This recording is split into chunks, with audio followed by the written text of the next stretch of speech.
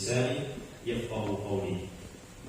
Jamaah yang dimuliakan oleh Allah Subhanahu wa taala, marilah kita senantiasa bersyukur kepada Allah Subhanahu wa taala atas segala limpahan nikmatnya kepada kita, sehingga dengan nikmat tersebut Allah Subhanahu wa taala memudahkan langkah kita untuk senantiasa melaksanakan apa yang Allah perintahkan dan menjauhi apa yang Allah Subhanahu wa taala larang. Dan juga kita selalu mengaturkan salawat serta salam kepada suri tauladan kita Nabi besar Muhammad sallallahu alaihi wasallam yang telah membawa risalah ini hingga sampai kepada kita semua. Jemaah yang dimuliakan oleh Allah Subhanahu wa taala, pada pertemuan yang telah lalu kita telah membahas tentang dua sosok ulama yang sangat mulia. Dua ulama, dua imam yang diterima dan diakui keilmuan dan keutamaannya.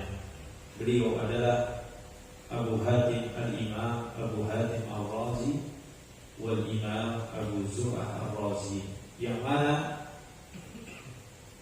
kedua imam tersebut kita akan mengetahui tentang keyakinan yang diyakini oleh keduanya dari kitab yang akan kita bahas pada pertemuan kita di pelajaran kali ini. Kemudian ada satu ulama atau ada satu alim yang akan kita bahas pada malam hari ini, yaitu beliau Al-Imam Ibnu Abi Hatim. Al-Imam Ibnu Abi Hatim Ar-Razi, anaknya dari Imam Abu Hatim Ar-Razi. Siapakah dia? Kenapa kita berbicara tentang sosok tersebut? Karena beliau Imam Ibnu Abi Hatim Ar-Razi anak dari Imam Abu Hatim Ar-Razi adalah yang menukil riwayat dari bapaknya dan dari Imam Abi Zur'ah Ar-Razi. Kitab yang berada di hadapan kita adalah merupakan syarah dari suatu riwayat yang dibawa oleh Ibnu Abi Hatim, anak dari Abu Hatim Ar-Razi, yang akidahnya akan kita bahas pada pertemuan yang akan datang dari kitab yang berada di hadapan kita.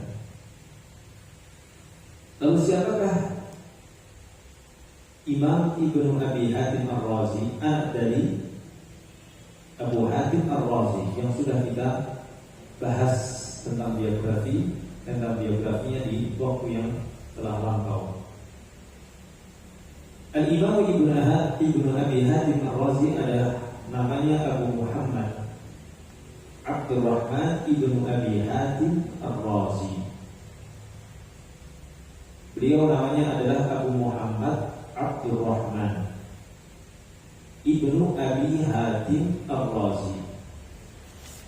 Berarti di sini anak sama bapaknya merupakan ulama terkemuka. Anak dan bapaknya adalah ulama terkemuka di daerahnya. Beliau dilahirkan pada tahun 240. Beliau dilahirkan pada tahun 240 Hijriah. Dan beliau memulai menuntut ilmu kepada bapaknya dan juga kepada Abi Zur'ah dan kepada ulama-ulama yang lainnya yang berada di negaranya. Di saat umur beliau 15 tahun, beliau telah memulai apa? Beliau telah memulai menuntut ilmu. Kepada siapa? Kepada bapaknya. Karena bapaknya merupakan seorang alim yang besar yang terkenal di zaman itu. Kemudian bapaknya juga menemani anaknya di saat berkelana menuntut ilmu. Pada saat itu beliau belum mencapai atau belum balik, belum wajib atasnya apa? Berbagai kewajiban. Pada saat itu Abdurrahman yang merupakan anak dari Abu Hatim Ar-Razi belum balik. Tapi karena dorongan dari orang tuanya dalam menuntut ilmu, di umur yang ke-15 anak tersebut yaitu Abdurrahman sudah berkelana mencari ilmu.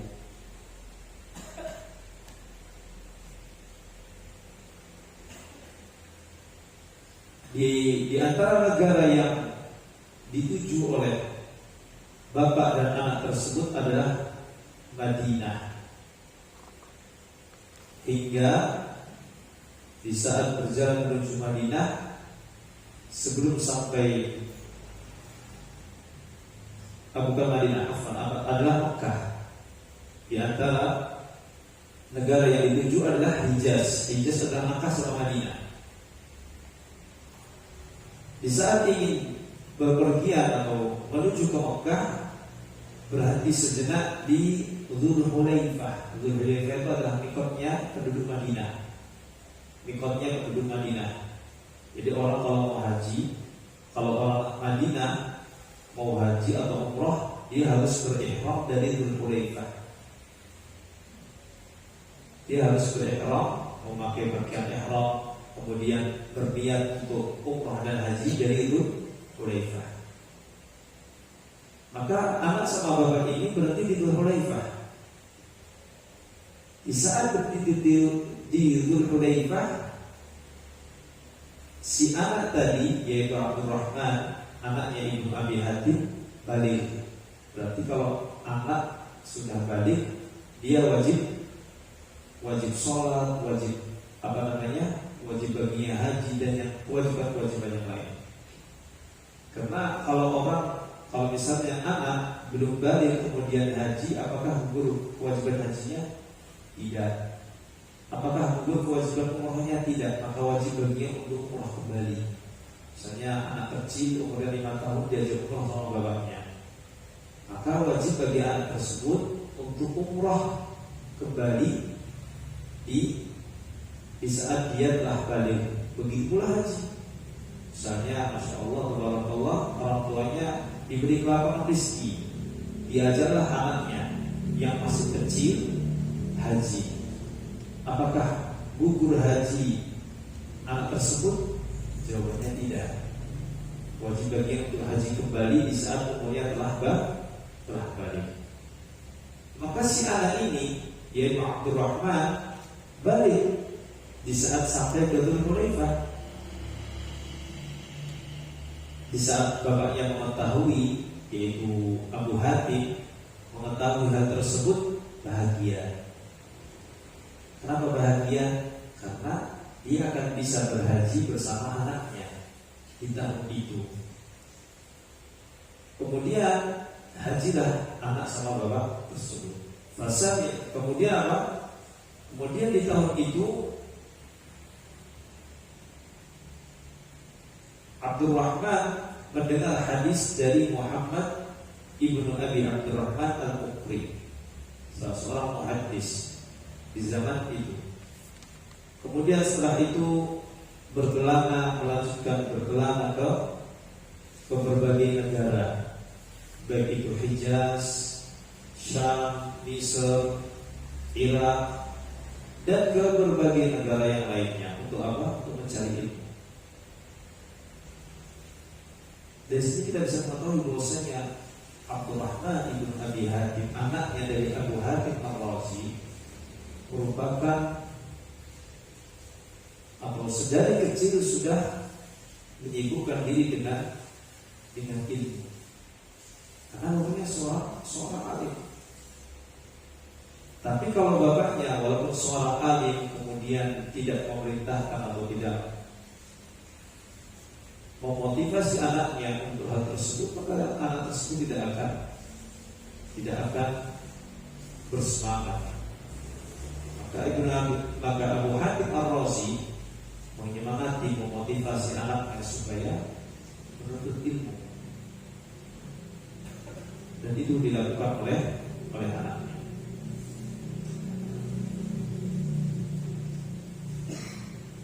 Kemudian di antara gurunya adalah bapaknya.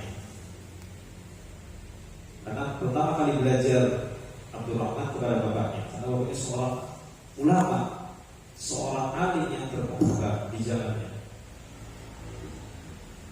Wa Abu Zur'ah kemudian belajar kepada teman bapaknya dan juga merupakan kerabatnya, yaitu Abu Zur'ah wa Yunus ibn Abdul A'la wa ghairuhu. Mungkin ada yang masih mengingat siapakah Yunus ibn Abdul A'la. Yunus ibn Abdul A'la adalah guru dari Abu Hatim sekaligus muridnya. Yunus ibn Abdul A'la guru dari Abi Zur'ah sekaligus murid Abi Zur'ah, dan juga merupakan guru bagi anak Abu Hatim, yaitu Abdurrahman ibn Abi Hatim. Berarti anak sama bapak satu perguruan, anak bapak saudara satu perguruan, yaitu kepada Yunus ibn Abdul A'la.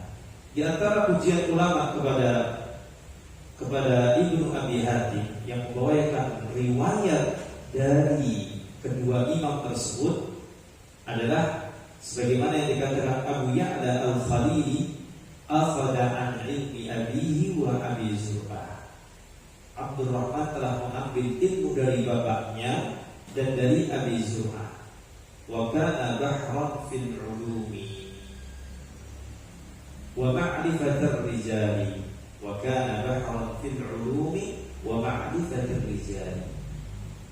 Beliau Ibnu Abi Hatim merupakan sosok yang ilmunya luas, yang ilmunya sangat luas, baik dalam ilmu agama ataupun dalam mengetahui atau ilmu tentang rijal, tentang para perawi.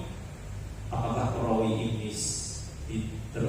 bisa dipercaya ataukah dusta ataukah yang lainnya? Maka Abdurrahman itu mengilmui hal tersebut.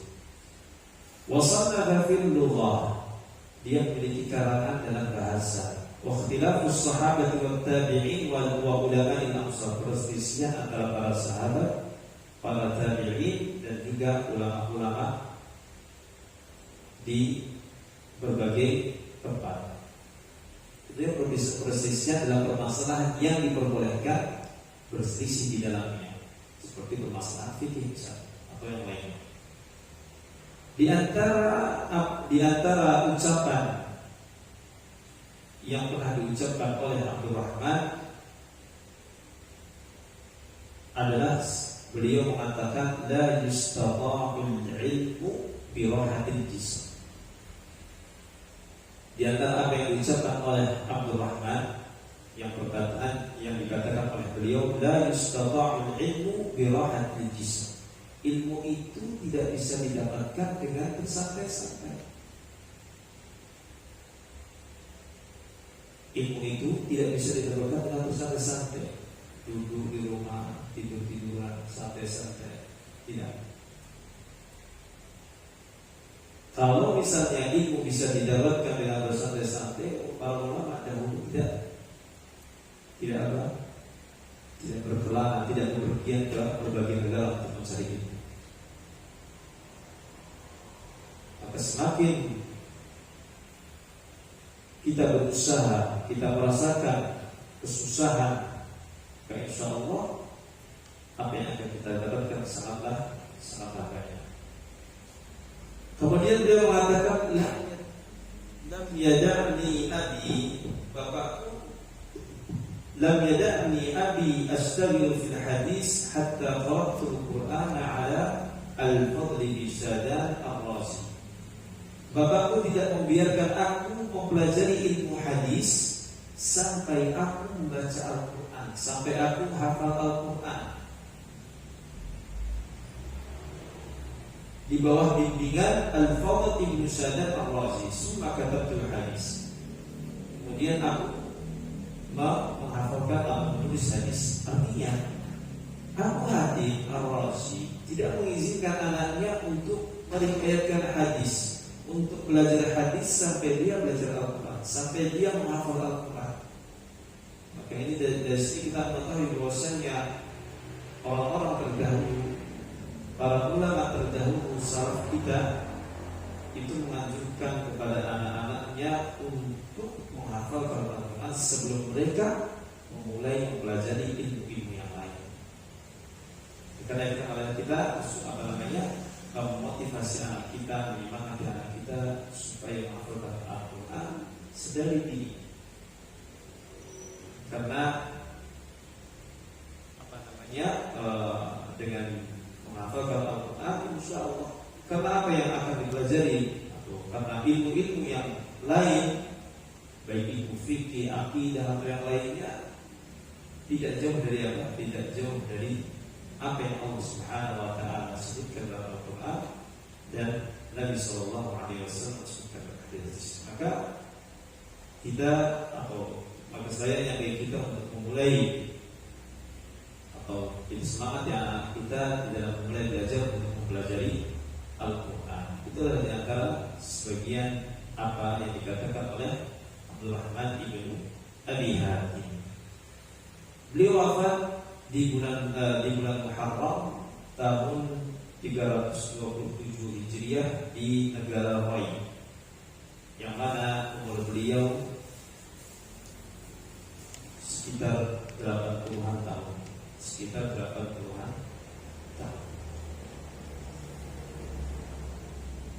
Itulah tiga sosok ulama yang sangat agung, yang para ulama mengakui keilmuan dan keutamaannya. Dua ulama yang sudah kita bahas di waktu yang lalu adalah dua ulama yang mana perkataan mereka tentang akidah dinukil oleh anak dari Abu Hatim, yaitu adalah Abdurrahman ibnu Abi Hatim. Maka riwayat yang sampai kepada kita sekarang adalah merupakan riwayat dari anak dari Ibnu Abi Hatim, yaitu anak dari Abu Hatim, yaitu Abdurrahman ibnu Abi Hatim yang baru saja kita bacakan dia berarti. Jemaah yang dimaafkan oleh Allah Subhanahu wa taala. Maka kitab yang akan kita bahas pada pertemuan atau pada pertemuan kali ini dan pertemuan yang akan datang adalah Syarah Aslus Sunnati wa I'tiqaduddin. Syarah dari kitab Aslus Sunnah wa I'tiqaduddin lil Imamaini Ar-Raziyain Abu Hatim wa Abi Zur'ah rahimahumullah ta'ala. Semoga Allah Subhanahu wa taala merahmati keduanya. Kitab ini merupakan syarah yang disyarah oleh Syekh Abdul Aziz ibnu Abdullah Ar-Razi, merupakan ulama terkemuka juga di negara Saudi Arabia. Dan kitab ini merupakan sebagaimana yang kita katakan riwayat yang dibawa oleh anak dari Abu Hatim, yaitu Abdurrahman ibnu Abi Hatim, melalui jalur Imam Al-Lalaka'i. Dan kita akan baca nanti di kitab ini. Mungkin langsung kita masuk ke halaman 5.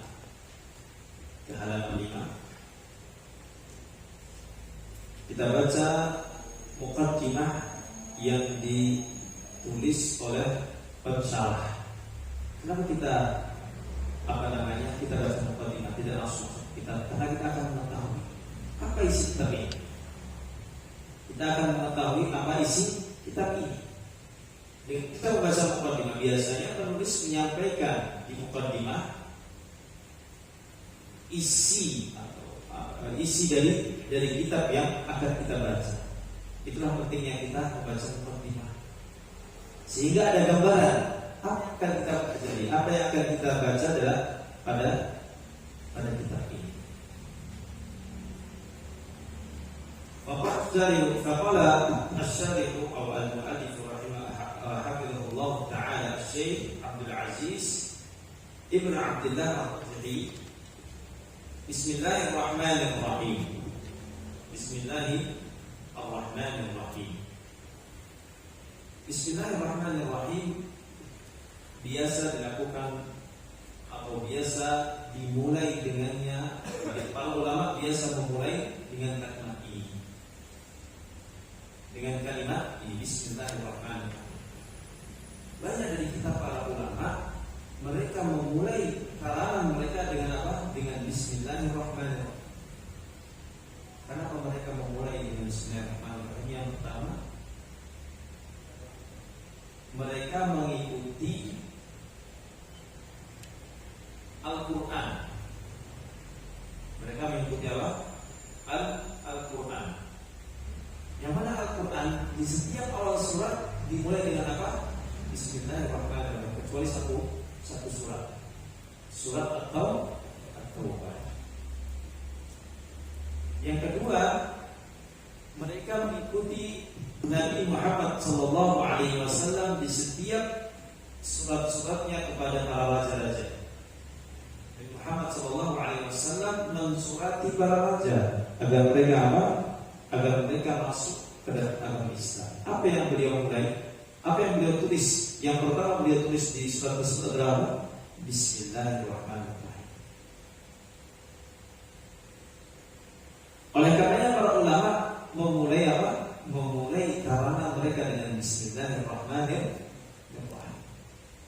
Karena dua sebab tersebut.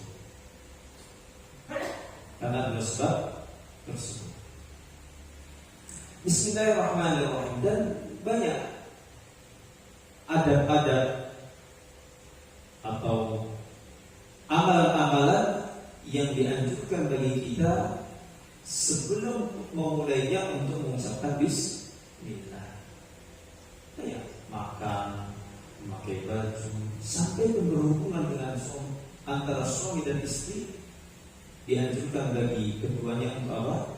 Untuk memulainya dengan Bismillahirrahmanirrahim. Dan berdoa. Tapi itu merupakan masuk ke kamar mandi juga diperintahkan untuk mengucapkan Bismillahirrahmanirrahim.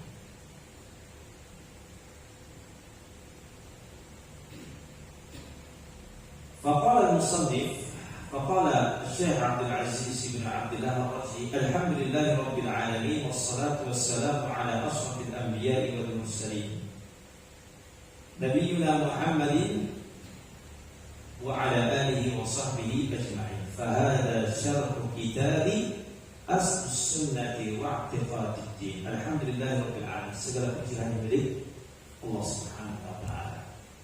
Wassalatu wassalamu ala ashrafil anbiya'i wal mursalin. Salawat serta salam kepada Nabi ala ashrafil anbiya',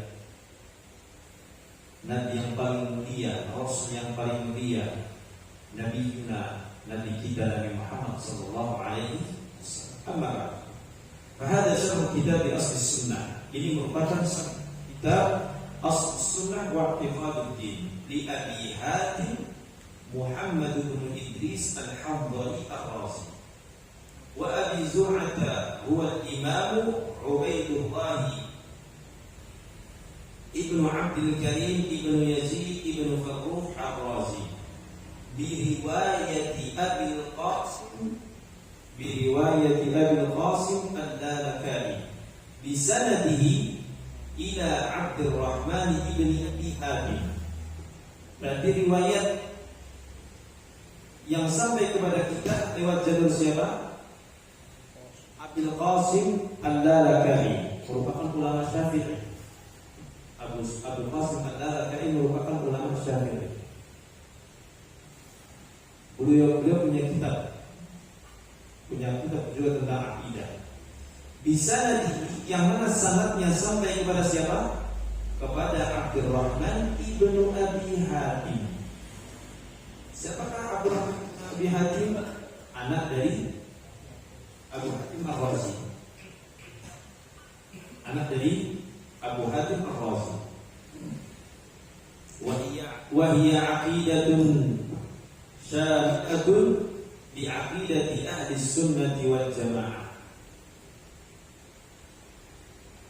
Akidah ini adalah akidah yang mencakup akidah ahli sunnah wal jamaah fil iman, di dalam permasalahan iman, wal Quran, dalam permasalahan Al-Quran, wal qadar, permasalahan takdir, as-sahabat, permasalahan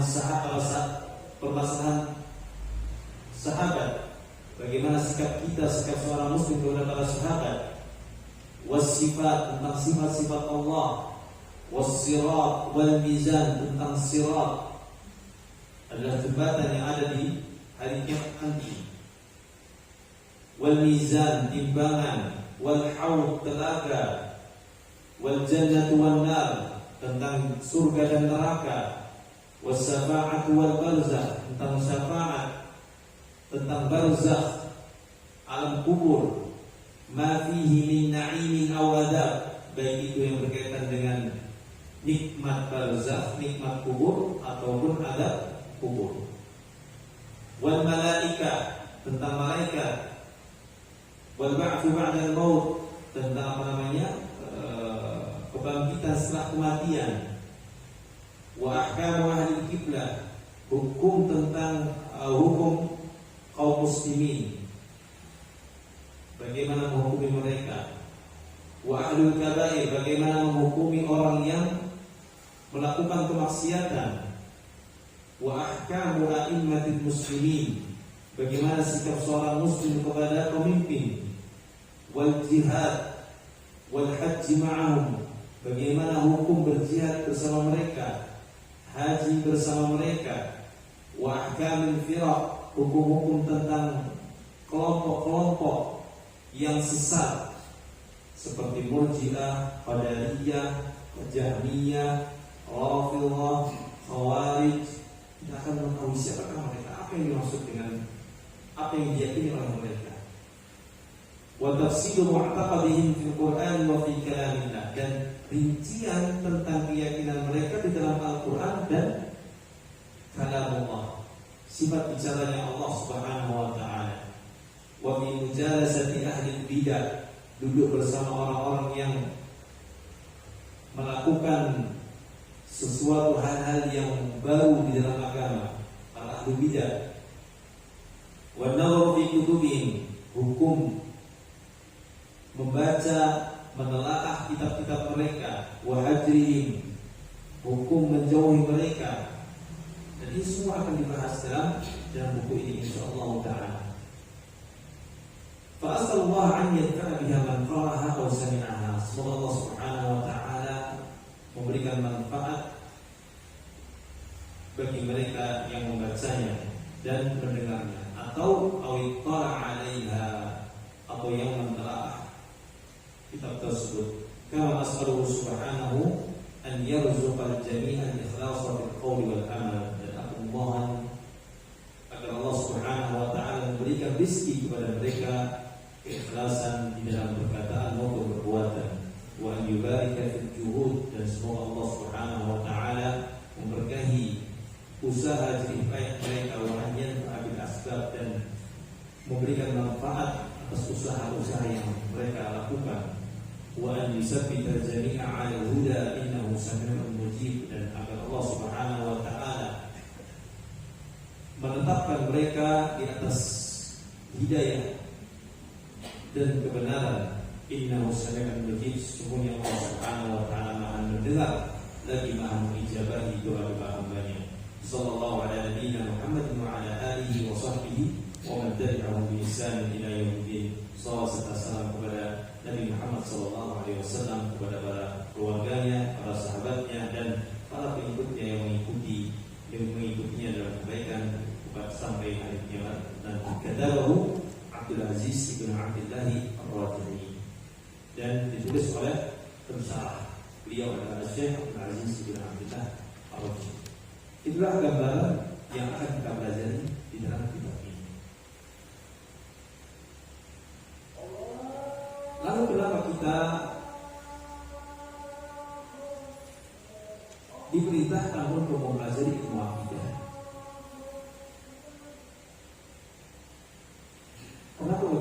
Kenapa wajib bagi kita, atau seharusnya bagi kita, harus bagi kita untuk apa? Untuk mempelajari ilmu akidah. Karena mempelajari ilmu akidah adalah suatu kepentingan yang harus diketahui oleh setiap muslim.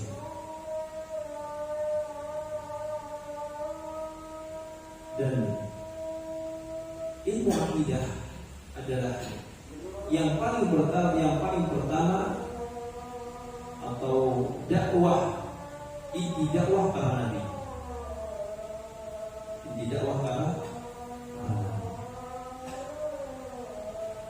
Oleh karenanya mempelajari, mengilmui ilmu akidah memiliki keutamaan yang sangat banyak. Di antaranya adalah bahwasanya ilmu akidah memiliki keterkaitan kuat dengan sesuatu yang sangat agung. Ilmu akidah memiliki keterkaitan dengan zat yang sangat agung, yaitu Allah Subhanahu wa Ta'ala. Karena itu terbahas di dalam ilmu akidah adalah tentang Allah Subhanahu wa Ta'ala, tentang nama-nama dan sifat-sifat Allah, tentang apa yang Allah sebutkan dalam Al-Quran, tentang apa yang Allah wahyukan kepada Nabi Muhammad SAW. Oleh karena menjadi penting bagi kita untuk mempelajari ilmu akidah. Nabi SAW bersabda dalam hadis yang diriwayatkan oleh Imam Bukhari dan Muslim, imanun ayyu, di sana Nabi SAW ditanya ayyul a'mali afdal,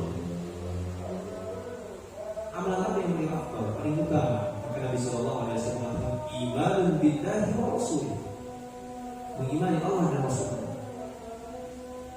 Bagaimana seseorang bisa mengimani Allah dan Rasulnya dengan keimanan yang baik atau keimanan yang benar? Dengan mempelajari ilmu akidah. Karena hal tersebut dipelajari atau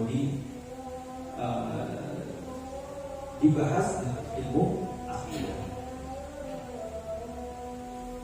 Kemudian di antara keutamaan yang lainnya bahwasanya seluruh Rasul mereka menyeru kaumnya untuk atau kepada tauhid. Yang paling pertama disuruh oleh para Rasul adalah agar mereka mentauhidkan Allah Subhanahu wa Ta'ala. Setiap Rasul mereka menyeru para manusia untuk bertauhid kepada Allah Subhanahu wa Ta'ala dan mengikhlaskan ibadahnya hanya kepada Allah Subhanahu wa Ta'ala. Dari Nuh sampai Nabi Muhammad sallallahu alaihi wasallam. Allah Subhanahu wa Ta'ala berfirman dalam surat An-Nahl ayat 36, "Wa laqad ba'atsna fi kulli ummatin rasula an ya'budu Allaha wa yajtanibu at-taghut." Kami telah mengutus seorang rasul kepada setiap kaum agar apa? Wa laqad ba'atsna fi kulli, kepada setiap umat seorang rasul an ya'budu Allah, agar mereka beribadah kepada Allah Subhanahu wa Ta'ala, wa yajtanibu at-taghut, dan jauhi perbuatan taghut, yaitu menyembah kepada selain Allah Subhanahu wa Ta'ala. Dalam surah Al-Anbiya ayat 25 Allah Subhanahu wa Ta'ala berfirman, "Wa ma arsalna min qablika min rasul." Dan kami telah mengutus sebelummu seorang rasul. Tidaklah kami mengutus sebelummu wahai Muhammad seorang rasul illa nuhi ilaihi, kecuali kami mewahyukan kepadanya annahu la ilaha illa ana fa'budun. yaitu dengan apa? Dengan bahwasanya tidak ada sesembahan yang berhak disembah kecuali Allah Subhanahu wa ta'ala. Fa'budu maka sembahlah Allah Subhanahu wa ta'ala. Lalu apakah perbedaan antara tauhid dengan akidah? Akidah lebih luas daripada tauhid. Akidah lebih luas daripada tauhid. Tauhid mencakup apa? Bagaimana seseorang beribadah kepada Allah Subhanahu wa ta'ala. Bagaimana seseorang meyakini bahwasanya Allah memiliki nama-nama dan sifat-sifat. Bagaimana seseorang meyakini bahwasanya Allah yang memberi rezeki, yang mengatur alam. Akan tapi tidak ada di dalam tauhid permasalahan tentang takdir baik dan buruk, tentang malaikat, tentang rasul. Di mana pembahasan itu kita dapatkan? Pada akidah, ilmu akidah. Tapi terkadang akidah disebut juga tauhid. Karena bagian yang paling utama, yang paling mulia, yang paling agung di dalam ilmu akidah adalah ilmu tauhid.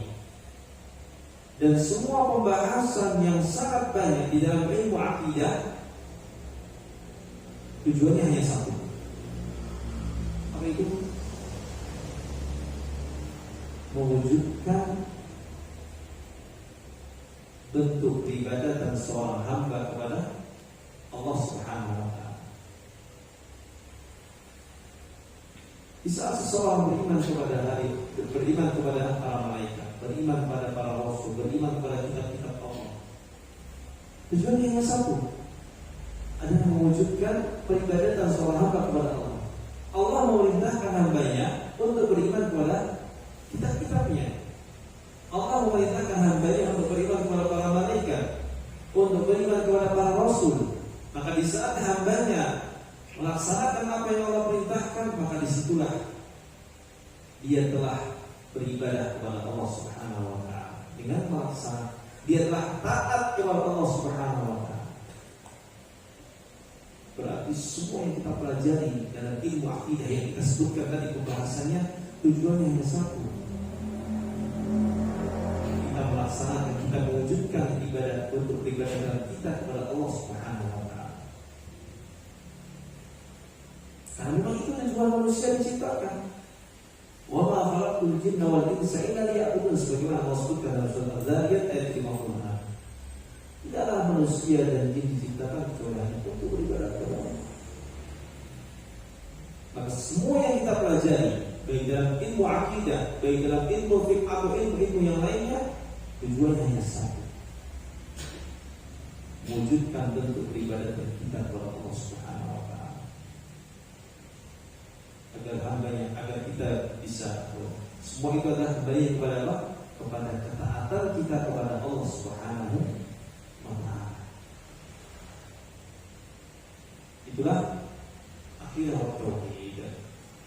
Kemudian di antara keutamaan mempelajari ilmu akidah dan ilmu tauhid adalah bahwasanya Allah Subhanahu wa ta'ala memerintahkan seluruh hambanya untuk bertauhid. Allah Subhanahu wa ta'ala berfirman dalam surat Muhammad ayat ke-19, fa'lam annahu la ilaha illallah. Ketahuilah bahwasanya annahu la ilaha illallah, bahwasanya tidak ada Tuhan yang berhak disembah kecuali Allah Subhanahu wa ta'ala. Kemudian tauhid merupakan hak Allah atas hambanya, sebagaimana disebutkan oleh sahabat Mu'adz. Semoga Allah Subhanahu wa ta'ala meridainya bahwasanya Nabi sallallahu alaihi wasallam bersabda, "Haqqullahi 'ala ibadihi an ya'buduhu wa la yusyriku bihi syai'an."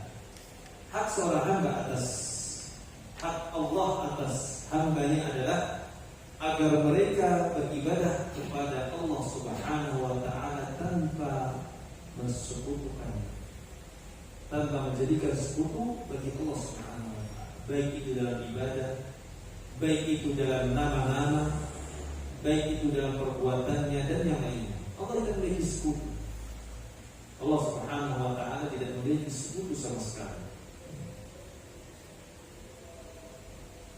Kemudian tauhid merupakan agama bapak kita, yaitu Nabi Ibrahim.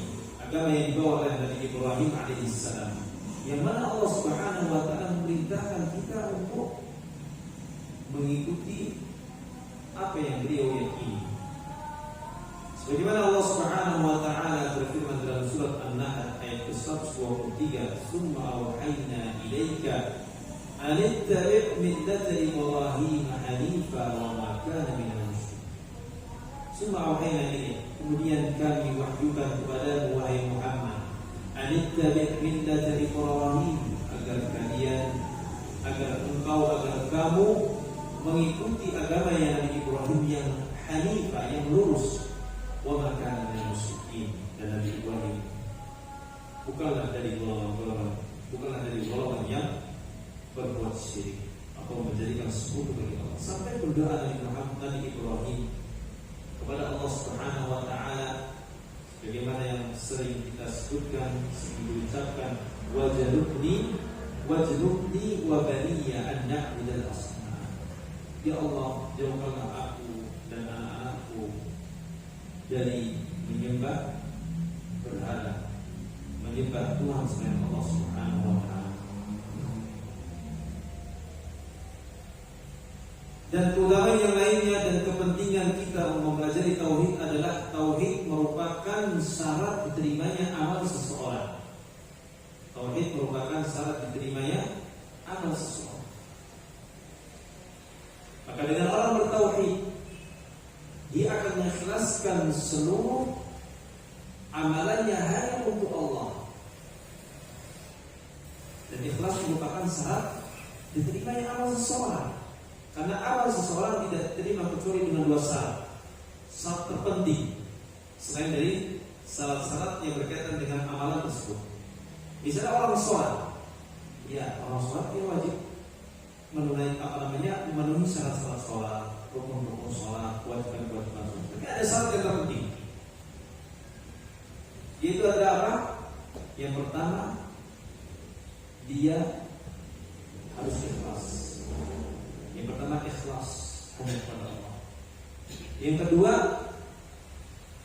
mutaba'atu sunnah Rasul, mengikuti sunnah Nabi Muhammad SAW. Tanpa dua syarat itu, amalan seseorang tidak akan diterima di sisi Allah Subhanahu wa ta'ala. Orang ikhlas tapi tidak sesuai dengan tuntunan Nabi Muhammad SAW, tidak sesuai dengan apa yang Nabi Muhammad ajarkan, dia terima. Sesuai dengan apa yang Nabi ajarkan, tapi dia tidak ikhlas, dia mengharap pujian, sanjungan orang lain, tidak akan diterima. Maka kalau amalan kita ingin diterima, kita harus mengikhlaskan semua amalan kita hanya untuk Allah. Udah tinggalkan, tidak perlu. Anggap saja apa namanya, kita tidak butuh kepada pujian orang, sanjungan orang. Tidak harus orang menyanjung kita kemudian baru kita amal, baru kita memperbagus amalan kita. Yang hanya kita harapkan adalah Allah Subhanahu wa ta'ala. Yang hanya kita harapkan adalah ridha Allah. Kita berharap kepada Allah Subhanahu wa ta'ala. Memang susah, kita harus berusaha. Susah untuk kita meniatkan seluruh amalan kita hanya untuk Allah Subhanahu wa ta'ala. Sangatlah susah. Dan kita harus berusaha untuk agar Allah Subhanahu wa ta'ala menerima amalan seluruh amalan.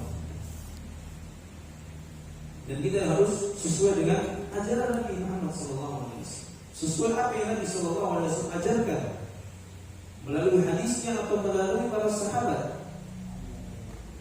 Kalau kita jauh dari ajaran Nabi Muhammad SAW, kita buat amalan baru yang menurut kita baik, tapi amalan tersebut jauh dari ajaran Nabi Muhammad SAW, maka amalan tidak akan diterima kecuali dengan kita memenuhi dua syarat tersebut.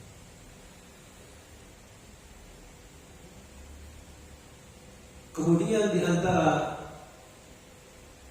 keutamaan keutamaan yang lainnya yang menjadikan ilmu akidah, ilmu tauhid sangat penting adalah bahwasanya ilmu akidah, ilmu tauhid akan mewujudkan kebahagiaan bagi seluruh umat manusia di dunia. Bagi seluruh umat manusia di dunia. Ibnu Taimiyah dalam perkataan yang mengatakan wa hajatul 'abdi ila risalati a'zamu bi katsirin min hajatil marid ila kebutuhan seorang hamba kepada risalah, kepada ajaran Nabi, kepada agama apa yang Allah sampaikan dan Rasulnya sampaikan lebih besar daripada kebutuhan seseorang yang sakit kepada obat. Fa inna akhira man yuqaddaru bi'adami at-tabib mautul abdan. Karena akhir dari seseorang yang sakit kemudian dia tidak mendapatkan pengobatan apa? Mautul abdan. Kematian yang mengenai badannya, artinya hanya mengenai badannya saja. Wa amma idza lam yahsul al-'abd nur risalati wa hayatiha, adapun seseorang yang tidak mendapatkan cahaya risalah Allah, cahaya agama yang mulia ini, yaitu agama Islam, tidak mendapatkan cahaya ajaran Nabi Muhammad sallallahu alaihi wasallam, wa hayatiha mata qalbuhu mautan la turjal hayatu ma'ahu abadan. Maka yang mati adalah hatinya. Yang mati adalah hatinya. La turjal hayatu ma'ahu abadan. Tidak diharapkan kehidupan dengan hati yang mati.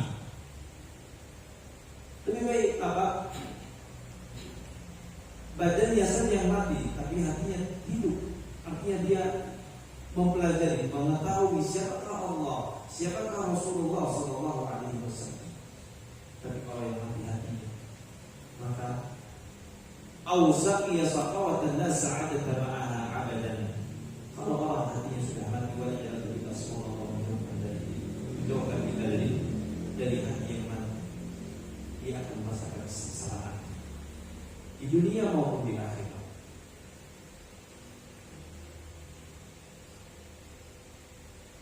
Kemudian di antara utama tauhid yang lainnya adalah bahwasanya Allah menjamin bagi para ahli tauhid kemenangan di dunia. Dan juga tauhid merupakan salah satu cara untuk mewujudkan keamanan di sekitar kita. Dan juga keamanan yang kita harapkan di hari akhirat nanti, itu keamanan dari apa? Dari api neraka. Sebagaimana Allah Subhanahu wa taala sebutkan dalam surat Al-An'am ayat 82, alladzina amanu, mereka orang yang beriman, wa lam yalbisu imanahum, dan tidak mencampur adukan keimanan mereka bidulmi, dengan kezaliman, kesyirikan. Ulaika lahumul amnu wa hum muhtadun, bagi mereka keamanan di dunia maupun di akhirat. Wa hum muhtadun, dan mereka orang-orang yang diberi petunjuk. Dan juga mereka yang mengetahui, yang belajar tentang ilmu akidah, belajar tentang ilmu tauhid, Allah Subhanahu wa taala akan melipat gandakan kebaikan-kebaikannya.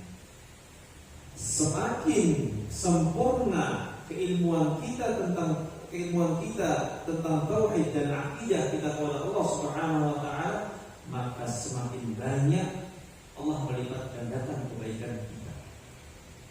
Semakin banyak Allah melipat gandakan kebaikan kita, sebagaimana tentang yang disebutkan dalam hadis bahwasanya apabila kita mengamalkan, kita berniat untuk melakukan suatu amalan, tapi kita belum sempat untuk mengerjakannya, kita dicatat bagi kita satu kebaikan. Kalau kita berniat kemudian mengerjakan amalan tersebut, maka dicatat bagi kita 10 kebaikan sampai kepada 700 kebaikan. Untuk kita mencapai 10 ke atas sampai 700, itu sesuai dengan apa? Sesuai dengan keimanan kita kepada Allah Subhanahu wa taala. Sesuai dengan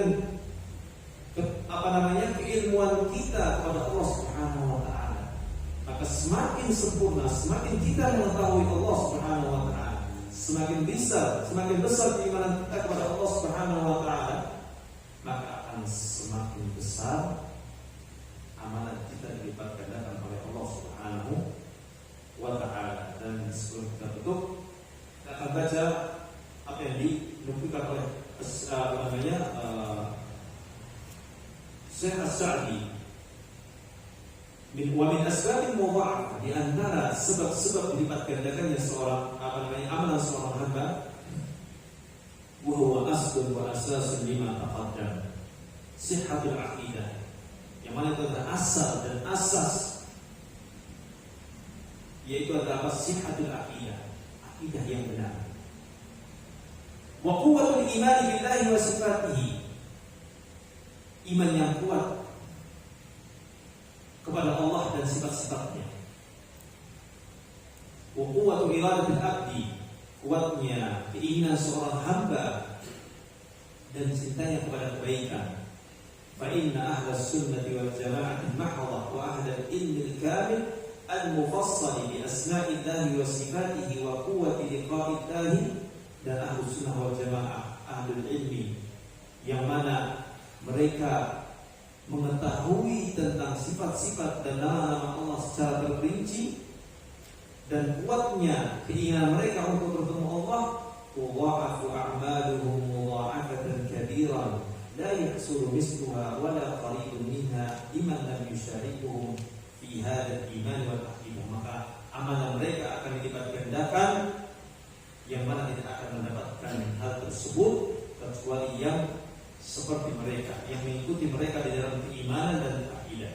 Wa lihadza kana as-salafu yaqulun ahlus sunnati in qa'adat bihim a'maluhum qamat bihim aqaiduhum.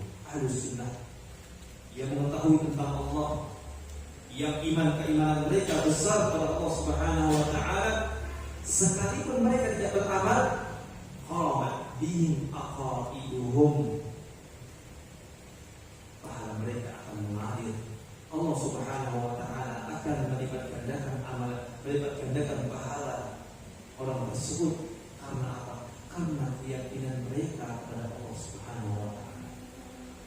Karena keimanan mereka kepada Allah Subhanahu wa Ta'ala, sekalipun dia terhalangi untuk mengamalkan suatu amalan. Wa ahlul bid'ah, ada pelaku bid'ah, mereka yang membuat sesuatu yang baru, yang mana tidak pernah diajarkan oleh Nabi Muhammad SAW dan para sahabatnya.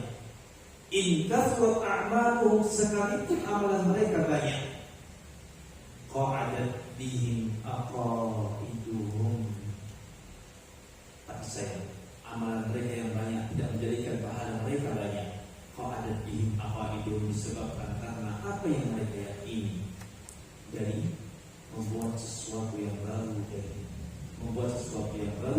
dari ajaran Nabi Muhammad SAW.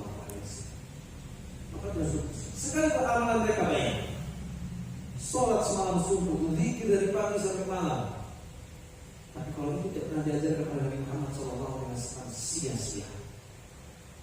Tapi ahlus sunnah sekalipun amalannya sedikit, tapi kebaikannya banyak, karena keyakinan, karena besarnya keimanan mereka kepada Allah, keyakinan mereka kepada Allah Subhanahu wa Ta'ala, akidah mereka kepada Allah, dan mereka tidak membuat sesuatu yang baru di dalam agama ini. Semoga Allah Subhanahu wa Ta'ala selalu memudahkan kita untuk menjadikan keimanan kita kepada Allah Subhanahu wa Ta'ala keimanan yang sempurna, keimanan yang besar, sehingga Allah Subhanahu wa Ta'ala melipat gandakan kebaikan-kebaikan kita sampai pada 700 kebaikan. Allah Ta'ala alam. Kita cukupkan sampai di sini, dan kita cukupkan dengan doa kepada Allah Subhanahu wa Ta'ala. Alhamdulillah, subhanallah, la ilaha illa anta, astaghfiruka wa atubu ilaik. Sallallahu ala nabiyyina Muhammad wa ala alihi wa sahbihi wasallam. Assalamualaikum warahmatullahi wabarakatuh.